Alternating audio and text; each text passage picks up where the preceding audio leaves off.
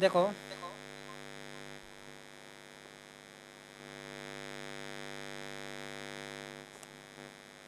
आज हमें cost account के बारे में सीखना है,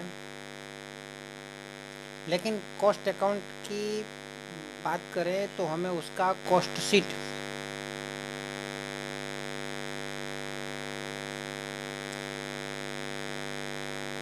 शीट क्या होता है, मतलब पड़तर पत्रक क्या होता है। मैं पूरा हिंदी में बोल रहा हूँ, सॉरी। आज આપણે પડતર પત્રક શીખવાનું છે। તો પડતર પત્રકની વાત કરીએ, કોસ્ટ શીટની વાત કરીએ તો કોસ્ટ શીટ જે છે તે ખાતા સ્વરૂપની વાત નથી। પહેલી વાત તો એ કરીએ, એ એક પત્રક સ્વરૂપની વાત છે અને કોસ્ટ એકાઉન્ટની અંદર એ ખૂબ જરૂરી છે। નાણાકીય હિસાબી પદ્ધતિ કરતાં પડતર હિસાબી પદ્ધતિ એટલે કે કોસ્ટ એકાઉન્ટિંગની વાત કરીએ તો તેની અંદર પત્રકોનો વધારે ઉપયોગ થાય છે, પરંતુ તે નાણાકીય હિસાબી પદ્ધતિના નફા નુકસાન કરતાં થોડું અલગ હોય છે। એની મેથડ થોડી અલગ હોય છે। તો આ પડતર પત્રકની અંદર મુખ્ય કઈ કઈ વસ્તુઓ હોય છે એ આપણે સમજીએ। તો પડતર પત્રકની અંદર જે પણ કંઈ પડતર હોય છે, પડતરના મુખ્ય બે તત્વો લઈએ તો પડતરના મુખ્ય બે તત્વો છે પ્રત્યક્ષ અને બીજું છે પરોક્ષ। આ જે પ્રત્યક્ષ છે એટલે કે ડાયરેક્ટ અને પરોક્ષ છે એટલે કે ઇનડાયરેક્ટ। જો તમે ટેલી શીખશો તો ટેલીની અંદર તમારે ડાયરેક્ટ અને ઇનડાયરેક્ટને અલગ કરવા પડશે। મોટાભાગે આપણે શું કરતા હોય છે, પ્રત્યક્ષ એટલે ડાયરેક્ટ એટલે છે તે વેપાર ખાતાને લગતા હોય તેવું માનતા હોય છે આપણે કોની અંદર, ફાઇનાન્શિયલ એકાઉન્ટની અંદર, એટલે કે નાણાકીય હિસાબી પદ્ધતિની અંદર જે અત્યાર સુધી ભણતા હતા।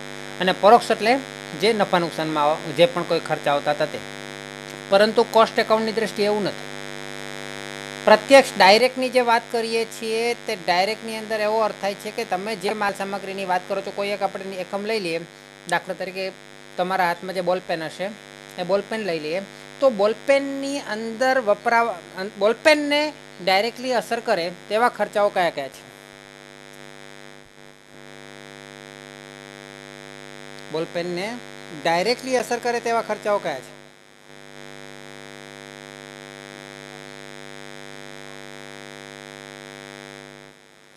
है ना, मतलब पहली बात तो उसके अंदर माल सामान लगेगा, माल सामान लागશે,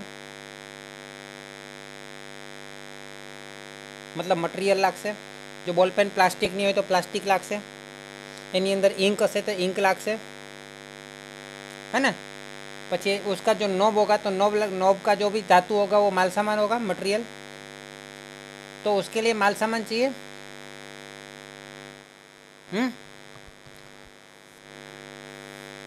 तो उसमें प्लास्टिक चाहिए, उसके अंदर धातु चाहिए, તેની અંદર સહી ઇંક જોઈએ। બીજી એની અંદર વસ્તુ આવશે એ માલસામાન તો આપણે આવી ગયો, માલસામાન આવી ગયો એટલે કંઈ તમારી પાસે બોલપેન બની નથી જવાની। એના માટે તમારે માણસો જોઈશે, મજૂરી ચૂકવવી પડશે। શું ચૂકવવી પડશે? મજૂરી। એને આપણે લેબર કહીએ અથવા તો એને વેજીસ કહીએ। અને ત્રીજી વસ્તુ એના સિવાયના ત્રીજા ખર્ચાઓ થશે। મુખ્ય બે ખર્ચા છે, એના સિવાયના બધા જ ખર્ચાને આપણે અલગ ગણીશું। ખર્ચા એટલે કે એક્સપેન્સીસ। તો મટીરિયલ, લેબર અને એક્સપેન્સીસ ત્રણ પ્રકારના ખર્ચાઓ છે, હે ને, ડાયરેક્ટની અંદર। તો એ જ રીતે પરોક્ષની અંદર પણ માલસામાન એટલે કે મટીરિયલ, મજૂરી એટલે કે લેબર અને અન્ય ખર્ચા એટલે કે એક્સપેન્સીસ, આ બધી વસ્તુ આવશે। પણ એ ઇનડાયરેક્ટ એટલે એવી વસ્તુ છે કે જે આપણે માલ બનાવીએ છીએ એ માલને ડાયરેક્ટલી લાગતો નથી, પણ તેમ છતાં એ ખર્ચા થાય છે ખરા। દાખલા તરીકે બોલપેન બનાવવા માટે કારખાનાની અંદર જે બોલપેન બનાવવા માટે પ્લાસ્ટિક લાવ્યા તે ડાયરેક્ટ મટીરિયલ છે, પરંતુ એ યંત્રની અંદર નાખવા માટે ઓઇલ લાવ્યા, ગ્રીસ લાવ્યા, પણ એ બી મટીરિયલ જ છે, એ બી માલ સામાન છે, પણ એ બોલપેનને ડાયરેક્ટ અસર કરતો નથી। તેથી તે ઇનડાયરેક્ટ ખર્ચમાં આવશે. કેમાં આવશે? પરોક્ષમાં આવશે. એ જ રીતે મજૂરી છે, તો કારખાનાનું આ જે બોલપેન છે, બોલપેન બનાવવા માટે જે મજૂરો કામ કરે છે તે બધાની મજૂરીને આપણે ડાયરેક્ટ મજૂરી કહીશું. પરંતુ કારખાનાની બહાર જે પેલો વોચમેન ઊભો છે કે પછી કારખાનાની બહાર ઓફિસની અંદર પેલો એક પગારદાર એકાઉન્ટન્ટ રાખેલો છે, તમને કે મને, કે કારખાનાની બહાર જે પેલો સેલ્સમેન ગોઠવેલો છે, એ બધાને પણ આપણે મજૂરી કે પગાર કે કંઈ પણ ચૂકવીએ છીએ. તો એ બધી પણ એક પ્રકારની મજૂરી જ સમજીએ, લેબર જ સમજીએ આપણે. તો એ લેબર ઇનડાયરેક્ટ લેબર છે, કારણ કે એને બોલપેન સાથે સીધા લેવા દેવા નથી. બોલપેનની કિંમતમાં અસર કરનાર સીધું પરિબળ નથી. એ ઇનડાયરેક્ટ પરિબળ છે. બરાબર છે. અને એ જ રીતે ખર્ચાની વાત કરીએ તો કારખાનાની અંદર બોલપેન બનાવવા માટે જે ખર્ચા થતા હોય એ બધા ખર્ચાને પ્રત્યક્ષ ખર્ચા કહેવાય. પણ એના સિવાયના કોઈ પણ ઓફિસની અંદર ખર્ચા થતા હોય કે બીજા કોઈ પણ ખર્ચા થતા હોય એ બધા ખર્ચાઓને પરોક્ષ ખર્ચા કહેવાય. જો તમે પ્રત્યક્ષ અને પરોક્ષને પહેલાં સમજવું જરૂરી છે, કારણ કે એને આપણે અલગ અલગ કરવું પડશે. આપણને બધી માહિતીઓ ભેગી મિક્સ આપેલી હશે, એમાંથી પ્રત્યક્ષને અલગ કરવું પડશે, પરોક્ષને અલગ કરવું પડશે. પ્રત્યક્ષ અને પરોક્ષ અલગ કરતા આવડશે તો તમારું પત્રક બનશે પડતરનું. પડતરના પત્રકની અંદર સૌથી પહેલો પોઈન્ટ અગત્યનો એ છે કે પ્રત્યક્ષ અને પરોક્ષને અલગ કરો. પ્રત્યક્ષ હોય તો એની અંદર માલ સામાનને અલગ કરવું, મજૂરીને અલગ કરવું, ખર્ચાને અલગ કરવું. પરોક્ષ હોય તો એની અંદર માલ સામાનને અલગ કરવું, મજૂરીને અલગ કરવું, ખર્ચાને અલગ કરવું. પરંતુ પ્રત્યક્ષ અને પરોક્ષને માલ સામાનની વાત કરીએ તો એ બંને માલ સામાનમાં ઓળખવું અઘરું પડે કે ભાઈ પ્રત્યક્ષ માલ સામાન કયો અને પરોક્ષ માલ સામાન કયો. પ્રત્યક્ષની મજૂરી અને પરોક્ષની મજૂરીને ઓળખવું અઘરું પડે કે પ્રત્યક્ષ માટે મજૂરી કઈ, પ્રત્યક્ષ માલ સામાનની મજૂરી કઈ અને પરોક્ષ મજૂરી કઈ. હે ને? અને ખર્ચા એને પણ અલગ અલગ ઓળખવા અઘરા પડે કે પ્રત્યક્ષ ખર્ચા કયા અને પરોક્ષ ખર્ચા કયા. હે ને? પ્રત્યક્ષ ને પરોક્ષ જે છે એ પ્રત્યક્ષની ઉપરાંતના ખર્ચા હોવાથી તેના શિરોપરી ખર્ચા પણ કહેવાય છે. પરોક્ષની જગ્યાએ ક્યારેક શિરોપરી શબ્દ વાપરેલો હોય. ઇંગ્લિશમાં એને ઓવરહેડ કહેવામાં આવે. ઓવરહેડ. હે ને? ઓવરહેડ એટલે વધારાના, મૂળ માલ સામાન ઉપરાંતના, મૂળ જે આપણે વસ્તુ બનાવીએ છીએ એને પ્રત્યક્ષ હોવા ઉપરાંતના જે પણ કંઈ ખર્ચા છે માલ સામાનના, મજૂરીના કે અન્ય, એ બધાને શિરોપરી અથવા તો ઓવરહેડ કહેવામાં આવે છે. હવે શિરોપરી કે ઓવરહેડ અથવા તો પરોક્ષ ખર્ચા જે છે તે પણ પાછા 3 લેવલમાં હોય છે. એના પણ 3 સ્ટેપ છે, 3 સ્ટેજીસ છે. એની અંદર પણ એનું અલગ અલગ વર્ગીકરણ કરવું પડે. અને માલ સામાન ત્રણેયની અંદર પાછું માલ સામાન, મજૂરી એને અલગ ખર્ચા આવશે. એ અલગ વસ્તુ છે આખી. તો ત્રણેયની અંદર તો 3 લેવલ કયા છે? તો જ્યારે માલ સામાન કારખાનામાં તૈયાર થઈ જાય છે અને આપણને જે પડતર મળે છે તેને આપણે પ્રાથમિક પડતર કહીએ છીએ. શું કહીએ છીએ? પ્રાથમિક પડતર. ત્યાર પછી પરોક્ષ ખર્ચ પર આપણે પહોંચીએ તો પરોક્ષ ખર્ચની અંદર આ પ્રાથમિક પડતર પછી એના 3 લેવલની અંદર એને જોવામાં આવે છે.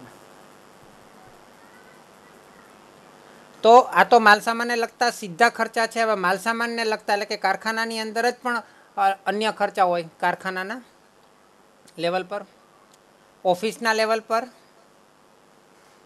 અને વેચાણને લગતા લેવલ પર. તો જો પ્રત્યક્ષ ખર્ચા પણ કારખાનાની અંદર થતા હોય અને પરોક્ષ ખર્ચા પણ કારખાનાની અંદર થતા હોય. દાખલા તરીકે મેં તમને વાત કરી, યંત્ર છે તેની અંદર જે તમારે ગ્રીસ કે ઓઇલ ભરવું પડે તો તે કારખાનાના માલ સામાન ગણાય. કારખાનાનું રિપેરિંગ કરવું પડે તો તે કારખાનાના યંત્રનું રિપેરિંગ કરવું પડે તો કારખાનાના ખર્ચા છે. પણ એ પહેલાં એક પ્રોડક્ટ પર લાગતો નથી. એક બોલપેન હોય તો પણ એ યંત્રનો ખર્ચો એટલો જ લાગવાનો, અને 50 બોલપેન હોય તો પણ યંત્ર રિપેરિંગનો ખર્ચો એટલો જ લાગવાનો છે. એ બોલપેન દીઠ તમે ગણી નહીં શકો, એકમ દીઠ ગણી નહીં શકશો. અને એ જ રીતે કારખાનાની અંદર પણ અન્ય ખર્ચા એવા થશે કે જે તમે વસ્તુ દીઠ એક અલગ નહીં કરી શકો. તમે માનો કે 1000 બોલપેનના ટોટલ ખર્ચા ગણતા હોય તો તમે કારખાનાના પ્રત્યક્ષ ખર્ચાને અલગ અલગ ભાગલા નહીં પાડી શકો, પણ એવા ખર્ચા કે જે 10,000 બોલપેનમાં એક બોલપેનના અલગ અલગ આપણે તારવી શકીએ એવા બધા ખર્ચા પ્રત્યક્ષ ખર્ચા કહેવાય. પણ અલગ અલગ નહીં તારવી શકીએ બધા ખર્ચા પરોક્ષ ખર્ચા કહેવાય. દાખલા તરીકે કારખાનાનું ભાડું છે, એ તમે 1 બોલપેનનું ઉત્પાદન કરો કે 50 બોલપેનનું ઉત્પાદન કરો, એ કારખાનાને એના પ્રોડક્ટને બોલપેન દીઠ એને અલગ નહીં કરી શકાય. એ તો સરખું જ રહેવાનું છે, 1 બોલપેન હોય કે 50 બોલપેન હોય કે 5,000 બોલપેન હોય. તો એ બધા પ્રત્યક્ષની પણ પરોક્ષ ખર્ચા છે, ઇનડાયરેક્ટ છે, શિરોપરી છે, ઓવરહેડ છે, હે ને. એટલે એની અંદર પણ માલ સામાન આવશે, મજૂરી આવશે અને એક્સપેન્સ એટલે કે અન્ય ખર્ચા આવશે, ઓવરહેડ આવશે. એ જ રીતે ઓફિસની અંદર પણ માલ સામાન આવે. કયો માલ સામાન આવે ઓફિસની અંદર? ઓફિસની અંદર કઈ વસ્તુ વપરાય તમારાથી? તો કે કોમ્પ્યુટરની અંદર તમે જે પ્રિન્ટિંગ કરો તો કોમ્પ્યુટર દ્વારા જે તમે પ્રિન્ટિંગ કરો, લેટર કોઈને મોકલો તો એ કાગળ વપરાય, એ ઓફિસનું મટીરિયલ ગણાય. ત્યાં તમારે ઇંક વપરાય બોલપેનની, એ ઓફિસની અંદર વાપરતા હોય તે. જે સ્ટેશનરી વપરાય તે બધું ઓફિસનું મટીરિયલ તમે વાપરો છો એમ ગણાય. ઓફિસની અંદર પણ જે કર્મચારી નોકર કામ કરતા હોય એ લોકોને તમે પગાર ઉપડો, એને લેબર જ કહેવાય. અને ઓફિસની અંદર ઓફિસનું ભાડું છે, એ ઉપરાંતના પગાર, લાઇટ બિલ, એ બધું છે તે ઓફિસના એક્સપેન્સ કહેવાય. એ રીતે વેચાણ કરવા માટે તમે પેકિંગ કરતા હોય તો પેકિંગનું મટીરિયલ લાગે. અને એ ઉપરાંત તમે વેચાણ કરવા માટે પેમ્પલેટ વેચતા હોય, વેચાણ કરવા માટે તમે એડવર્ટાઇઝ કરવા માટે અમુક મટીરિયલનો ઉપયોગ કરતા હોય તો બધું મટીરિયલ લાગે. તેને પણ સેલ્સમેન રાખેલા હોય તો તેનું લેબર લાગે, ખર્ચો લાગે. અને એ ઉપરાંત તેના અન્ય ખર્ચા, જાવક માલગાડા ભાડું કે જે પણ કંઈ ડિલિવરી ચાર્જીસ એ બધું લાગે, તો તે બધું તમારે વેચાણ ખર્ચમાં આવશે. તો તમારે ટોટલ 9 ભાગ તમારે વેચવાના છે: પ્રત્યક્ષ માલ સામાન, પ્રત્યક્ષ મજૂરી, પ્રત્યક્ષ ખર્ચા, કારખાનાના માલ સામાન, કારખાનાની મજૂરી, કારખાનાના ખર્ચા, ઓફિસના માલ સામાન, ઓફિસની મજૂરી, ઓફિસના ખર્ચા, વેચાણના માલ સામાન, વેચાણની મજૂરી અને વેચાણના ખર્ચા. જો તમે આપેલી વિગતોમાંથી આ બધી વસ્તુને અલગ અલગ કરી શકો તો દાખલો તો મોટો છે, પણ તમારા માટે ઇઝી થઈ જશે, સરળ થઈ જશે. આ દાખલો 10 થી 12 માર્કમાં પૂછાય છે, ઘણીવાર 14 માર્કમાં પણ પૂછાઈ શકે. એટલે બેઠા માર્ક મેળવવાનો દાખલો છે. આની અંદર વધારે મગજમારી નથી. થોડા દાખલાની પ્રેક્ટિસ કરો એટલે ખ્યાલ આવી જ જશે તમને કે કયા શબ્દોનો ઉપયોગ કઈ જગ્યા માટે કરવામાં આવે છે. પ્રત્યક્ષ માટે શું, પરોક્ષ માટે શું, કારખાના માટે શું, ઓફિસ માટે શું, વેચાણ માટે શું. એટલે સૌથી અગત્યની વસ્તુ છે આ વર્ગીકરણ. અને જો આ વર્ગીકરણ સમજ પડી હોય તો તમે પડતર પત્રક બનાવી શકો, કોસ્ટ શીટ બનાવી શકો. અને જો તમે પડતર પત્રક બનાવી શકો અને તમને એકમો આપેલા હોય તો તમે એકમ દીઠ પડતર પત્રક પણ બને. અને એકમ દીઠ બન્યા પછી તમને એમાંથી ભવિષ્યનો અંદાજ કરવાનું કહે તો તમે એના પરથી ભવિષ્યનો અંદાજ પણ કરી શકો કે ભવિષ્યમાં તમે કેટલા એકમો બનાવવા માગો તો શું નફો થઈ શકે, ભાવમાં ફેરફાર થાય તો શું ભાવમાં ફેરફાર કરી શકો, કારખાના ખર્ચમાં ફેરફાર કરી શકો, ઓફિસ ખર્ચમાં ફેરફાર કરી શકો, વેચાણ ખર્ચમાં ફેરફાર કરી શકો તો શું થાય. એ બધી અસરોને ધ્યાનમાં લઈ તમે પડતર પત્રક પરથી તમે ભવિષ્યનું અંદાજપત્ર બનાવી શકો, અંદાજિત પડતર પત્રક બનાવી શકો. ક્લિયર થયું આટલું?